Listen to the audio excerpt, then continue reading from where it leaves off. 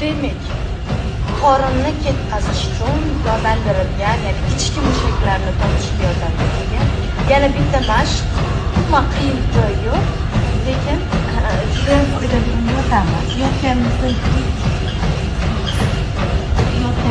keyin oyog'imizni 90 gradusga ko'taramiz. 90 boshqa. Oyoq 90 gradus, qo'l dumaloq qilib sal boshimizni ko'taramiz. Ya'ni ko'targaningizda mana shu yerdagi tortilish mushaklarni his qilasiz. 10gacha saylaysiz. 90 gradus bo'lishini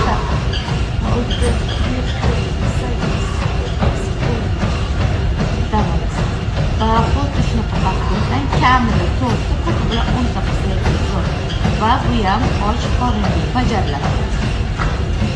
Foydali mashqlarni storieslarda ko'rsatib boring.